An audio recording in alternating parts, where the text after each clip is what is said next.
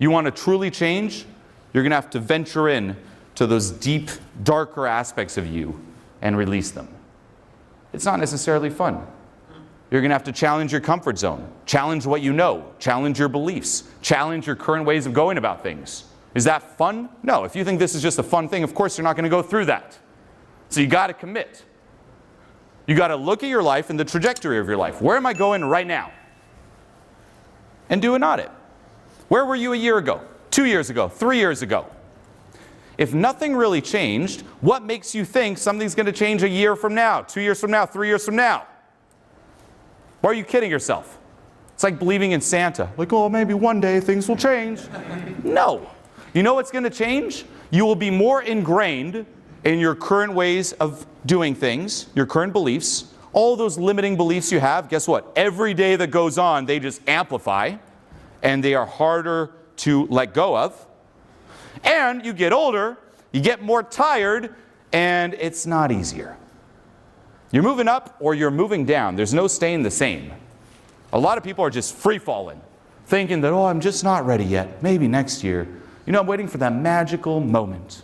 One day something magical will happen. You know why? Because I've seen it in the movies. Right? I got Disney Plus, and I watched all those Disney shows. And every time in a Disney show, in a Disney movie, there's the turning point where the loser turns into the hero. Something happens and it just clicks. My life is like Disney Plus. At some point things will click for me. No, they won't. Let this sink in. Your life is not a Disney movie. Your life, unless you fully commit and do something about it, is a horror movie. It's a nightmare. It's a movie of a failure that continues to be a failure. This is harsh, but it's true. My life should have been a horror movie of a failure who continued to be a failure. I'm not supposed to be up here. I'm not supposed to, be able to put myself out there and be happy. I'm not supposed to break free from the matrix. That's not me. That was not my destiny. My destiny was to remain extremely unsatisfied, extremely stifled, anxious, and miserable. And to keep being that, to keep propelling that in the world, and to die like that. Die shivering on my deathbed, and on my tombstone it would say, "Here lies an anxious loser." Harsh but true. That was the direction I was going in. That's the direction that was like, hey, here's the loser that's born. And that's a lot of us. We're born losers, destined for failure. And we're looking around us and we're like, well, everyone else is too, so I guess it's normal. Most people are just absolute losers, right? I know it's harsh to say, but if you look around in the street, how many people are you like, wow, I wish I was them. They look great. They look like they're having a blast and just doing what they love and just killing it in life. Very few, especially in New York. I mean, look out in the street. Miserable, absolutely miserable. Looking at most of you here too, miserable. Most of you here aren't even smiling during this event. You're sitting here once more like someone just died and this is a funeral. If you've been looking forward to this event and you're not smiling, what are you doing with your life? This is your life. This is precious time of your life that's just fleeting away and you're just sitting here miserable. Why are you so sad with the long hair?